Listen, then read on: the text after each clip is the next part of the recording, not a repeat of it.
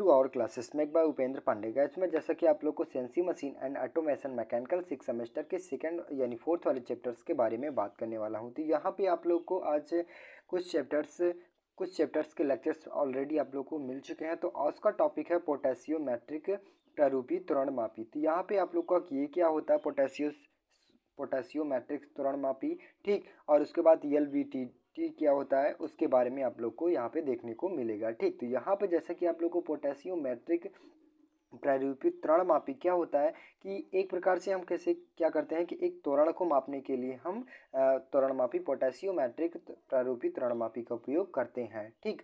तो यहाँ पे डिफिनीशन के माध्यम से देखेंगे। तो यहाँ पे जैसा कि आप लोग को पहले फिगर के माध्यम से देखेंगे जाएगा, तो फिगर के माध्यम से थ्रू समझ के बाद फिर उसके बाद डिफिनीशन को देखेंगे तो ज़्यादा बेटर लगेगा, ठीक। तो यहाँ पे आप लोग को जैसा कि आप लोग को ये फिगर देख पा रहे हैं, तो ये भूकंप की सतहों को मापने के लिए, भूकंप की सतहों की त्वरणमापी के लिए हम इसका प्रयोग करते हैं, ठीक। तो ये जैसा कि आप लोग को ये हाउसिंग हो गया। हाउसिंग क्या होता है कि जैसा कि आप लोग को एक प्रकार से हम कवर कहते हैं, ठीक ठीक। यहाँ पे किसी भी उसका, तो यहाँ पे डेस्पॉट क्या होता है, इसकी जो सतहें होती हैं यानी भूकंप सतहें होती हैं, क्या करता है इसको एक प्रकार से सहारता है, ठीक। सहारने के लिए हम इसका प्रयोग करते हैं। तो ये भूकंप सतहें इनके माध्यम से क्या करते हैं कि इनको हम मापते हैं, ठीक ठीक। तो ये हो गया प्रतिरोधी, ये प्रतिरोधी आउटपुट हो गया। तो इनके माध्यम से क्या करते हैं कि आप लोग को यहाँ पे देखने को यहाँ पे एक प्रकार से आउटपुट प्राप्त होता है, ठीक। तो यहाँ पे तो आई होप यहाँ पे फिगर के माध्यम से एक फिगर आपका यही है, ठीक। नेक्स्ट आता है तो यहाँ पे डिफिनीशन के माध्यम से हम देखेंगे। तो डिफिनीशन क्या कहता है, पोटेशियोमेट्रिक प्रारूपिक त्वरणमापी एक सरल प्रकार का त्वरण है, ठीक। तो यह कौन सा है, यह त्वरणमापी है। त्वरण मापने को लिए हम इसका एक सरल उपाय है जिसका उपयोग निम्न आवृत्तियों के बड़े प्रयास के लिए किया जाता है, ठीक। यह त्वरणमापी परम गति को मापन करता है। तो इसका प्रयोग कहाँ किया जाता है, त्वरणमापी के बड़े चीज़ों को यानी बड़े लेवल को मापने के लिए हम त्वरणमापी यानी पोटेशियोमेट्रिक त्वरणमापी का प्रयोग करते हैं, ठीक ठीक। तो इस यंत्र में लगे भूकंप सतही का संपर्क एक प्रतिरोध पोटेशियोमीटर के सिलेंडर भुजा से बना रहता है। तो जो आप लोग को यहाँ पे बताया गया तो भूकंप सतही होता है यानी, ठीक। तो किस टाइप का बना होता है, ये सिलेंडर मॉडल क्या बना होता है, ठीक। इसलिए यह त्वरणमापी पोटेशियोमीटर प्रारूपी त्वरणमापी कहा जाता है। तो इसका नाम क्यों पड़ा पोटेशियोमेट्रिक त्वरणमापी, तो ये क्या होता है कि जो इसका भूकंप सतही होता है किस बेस पे होता है, ये सिलेंडर टाइप में होता है, ठीक। तो इसीलिए इनका पोटेशियोमेट्रिक प्रारूपी त्वरणमापी कहते हैं, इसीलिए इनका नाम पोटेशियो प्रारूपी त्वरणमापी पड़ा, ठीक। त्वरणमापी के फ्रेम हाउसिंग तथा भूकंप सतहों के बीच सापेक्ष गति पोटेशियोमीटर पर होने वाले प्रतिरोध परिवर्तन या यंत्र में लगे प्रतिरोध आउटपुट में पर्याप्त वोल्टता आउटपुट के परिवर्तन के समानुपाती होता है। तो यहाँ पे क्या बताया गया डिफिनीशन के माध्यम से कि त्वरणमापी और फ्रेम और हाउसिंग, जो फ्रेम हो गया, ठीक, जो आपका ये आकार है, ठीक, ये दिया गया, और भूकंप सतहों के बीच जो सापेक्ष गति होती है तो किनके माध्यम से पता लगता है, तो ये रेजिस्टेंस यानी प्रतिरोध आउटपुट के माध्यम से पता लगता है। तो ये क्या होता है, इनके बीच की जो दूरी होती है यानी डिस्टेंस होती है, तो क्या होती है सापेक्ष गति पोटेशियोमीटर प्रतिरोध के यंत्र में लगे आउटपुट से प्राप्त वोल्टा के परिवर्तन के समानुपाती होती है। तो जो इनके बीच में जो परिवर्तन होता है क्या होता है, वो समानुपाती होता है। जैसा कि आप लोग को फ्रेम डाई प्रोपोर्शनल, ठीक, क्या होता है समानुपाती भूकंपी, ठीक। तो यहाँ पे उसी के बेस पे आप लोग को ये बताया गया, ठीक। तो आई होप यहाँ पे क्या करता है कि अगर आप लोग को इतना ही याद होगा कि फ्रेम समानुपाती क्या होता है भूकंपी, ठीक। तो यह क्या होता है, इनके जो बीच की दूरी होती है, इनके बीच यानी बीच की जो सापेक्ष गति होती है उनके किसके सापेक्ष होता है, तो जो आउटपुट के समानुपाती होता है, ठीक। तो यहाँ पे आप लोग को इसी के माध्यम से आप लोग समझ लेंगे, ठीक। तो यहाँ आप लोग अगर वही फिगर यानी आपका न्यूमेरिकल यानी क्वेश्चन फार्मूला आप लोग को सही ढंग से रटा रहेगा तो आई होप कि आप लोग यहाँ पे एग्जाम पे इस पे एकदम विधिवत सही ढंग से लिख लोगे, ठीक। तो यहाँ पे आप लोग को ये फिगर समझना, फिगर तो आप लोग को विधिवत सही ढंग से समझ में आ गया।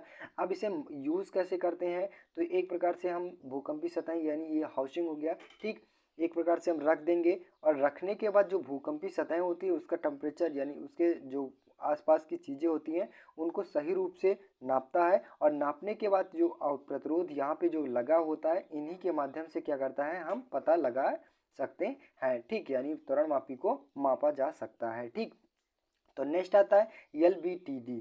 LVTD प्रारूपी त्वरणमापी, तो ये भी उसी को ही प्राप्त करने की, यानी उसी भी को मापने के लिए, यानी क्या कहता है, यह भूकंपी त्वरणमापी में रेखीय परिवर्तित डिफरेंशियल ट्रांसफार्मर में लगा होता है, इसलिए LVT त्वरणमापी कहा जाता है। ठीक, ये भी त्वरण मापने के लिए ही प्रयोग करते हैं, बस इसका क्या होता है, इसका आकार अलग होता है, इसमें जो कंपोनेंट्स यानी पार्ट लगे होते हैं वो अलग होते हैं। ठीक, तो यहाँ पे जैसा कि आप लोग को देखा गया कि ये भूकंपी त्वरणमापी, तो ये भूकंपी त्वरणमापी में रेखीय परिवर्तित, तो किसमें परिवर्तित होता है, तो रेखीय में परिवर्तित होता है, रेखीय परिवर्तित डिफरेंशियल ट्रांसफार्मर में, जो डिफरेंशियल ट्रांसफार्मर में होता है, इसलिए जो डिफरेंशियल ट्रांसफार्मर में ये लगा होता है, इसलिए हम LVTD त्वरणमापी के नाम से जानते हैं। ठीक, तो इसका नाम क्यों पड़ा LVT प्रारूपी त्वरणमापी, तो इसलिए पड़ा क्योंकि ये डिफरेंशियल ट्रांसफार्मर में यूज़ किए जाते हैं यानी लगाए जाते हैं, इसलिए इनका LVTD प्रारूपी त्वरणमापी नाम पड़ा। ठीक, तो यहाँ पे एग्जाम में लिख सकते हैं। तो इस यंत्र में LVT की क्रोड भूकंपी सतहों का कार्य करता है, तो वो कौन से सतहों का कार्य करता है, तो भूकंपी सतहों का कार्य करता है। ठीक, इसके कोर के दोनों सिरे पर एक छड़ लगे होते हैं, तो जो कोरे होती हैं यानी किनारे किनारे पे क्या होता है, दोनों छड़ें लगी होती हैं, ये छड़ें लचकदार रीढ़ से जुड़ी होती हैं, जो आप लोग का एक प्रकार से लचकदार रीढ़ से नहीं होती हैं इस टाइप का। ठीक, तो उनसे क्या होता है, ये कनेक्ट होती हैं। ठीक, कनेक्ट होती हैं यानी जुड़ी रहती हैं। ठीक, इस यंत्र में फ्रेम हाउसिंग होता है, इसके अंतर्गत सारी समस्याएं होती हैं, यह हाउसिंग में होता है। फ्रेम हाउसिंग सूक्ष्म कंपनों से प्रभावित होते हैं, इस यंत्र में एक सेंसर भी लगा होता है। तो वहाँ पे जैसा कि आप लोग को फिगर के माध्यम से देखे थे, तो यहाँ पे क्या कहता है कि जो त्वरणमापी यानी हाउसिंग होती है वो क्या होती है, एकदम लचक माध्यम से बनाई जाती है। ठीक, और उसमें क्या होता है, जो अगर किसी भी प्रकार के कंपन कर दिया जाए यानी सूक्ष्म कंपन किया जाए तो उसमें प्रभावित कर जाता है। ठीक, तो नेक्स्ट आता है, तो इस यंत्र में एक सेंसर भी लगा हो, तो किसके माध्यम से उसको एब्जॉर्ब यानी रोका जाता है, तो एक सेंसर के माध्यम से हम क्या करते हैं, उसे रोक लेते हैं जो कंपन होता है यानी हाउसिंग में। ठीक, जो फ्रेम या हाउसिंग के द्वारा कंपन उत्पन्न होने पर ऊपर नीचे करने लगता है, जिससे फलस्वरूप LVT की सेकेंडरी कुंडली AC आउटपुट वोल्टता प्रदान करती है। ठीक, तो यहाँ पे जैसा कि आप लोग को एक बताया गया कि जो हाउसिंग होती है, हाउसिंग में क्या लगाया जाता है, एक सेंसर लगाया जाता है।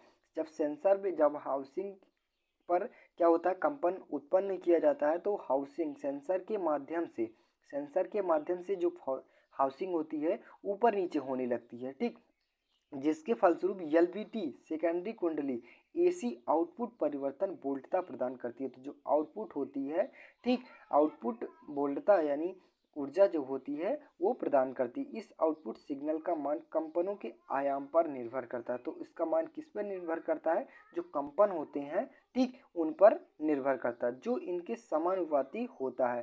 तो ये किसके समानुपाती होता है, तो वो कंपनों के समानुपाती यानी LVT डायप्रोपोर्शनल, ठीक, किसके समानुपाती होता है, तो ये कंपनों के समानुपाती होता है। इसी आउटपुट वोल्टता को शिखर से परिणाम निकाल कर कंपनों के आयाम को ज्ञात किया जा सकता है।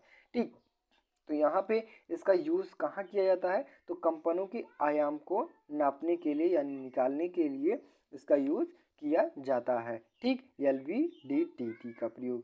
ठीक, तो आई होप गाइस आप लोग को यहाँ पे LVTD प्रारूपी त्वरणमापी एकदम इजी ढंग से समझ में आया होगा। तो इसके लाभ कौन कौन से होते हैं, तो इसके लाभ क्या होते हैं, LVTD का प्रतिरोध पोटेशियोमीटर से काम होता है। ठीक, तो ये किसके माध्यम से होता है, तो पोटेशियोमीटर कौन सा होता है कि आपका इस प्रकार से मोबाइल मॉडल बना होता है।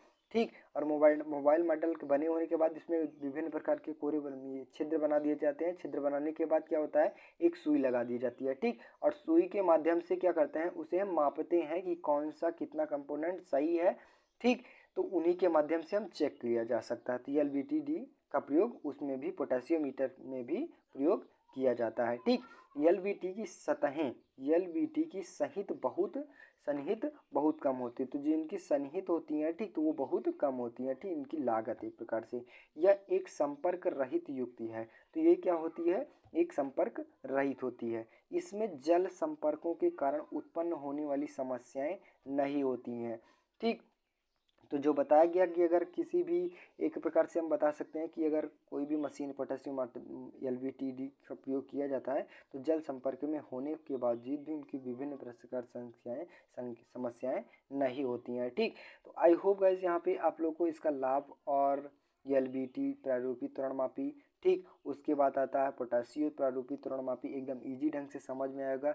अगर आप लोग को एग्जाम में लिख देने के लिए आ जा भी जाता है, ठीक, तो यहाँ पे आप लोग एकदम इजी ढंग से सही ढंग से लिख सकोगे। ठीक, तो आई होप गाइज आज की वीडियो बहुत अच्छी लगी हो। तो अगर मेरे चैनल पर नए हो, चैनल को सब्सक्राइब नहीं किया है तो चैनल को सब्सक्राइब कर लीजिए, और लाइक नहीं किया तो एक लाइक ज़रूर कर लीजिए, और कमेंट बॉक्स में कमेंट करके बताइएगा कि आप लोग को पोटेशियम मीटर प्रारूपित त्वरणमापी और एलबीटीडी कैसे लगा, यानी किस प्रकार से समझ में आया कि नहीं आया। ठीक, तो यहाँ पे कमेंट बॉक्स में कमेंट जरूर कीजिएगा। तो बस गाइस आज के लिए इतना ही, मिलते हैं नेक्स्ट वीडियो में, तब तक के लिए जय हिंद।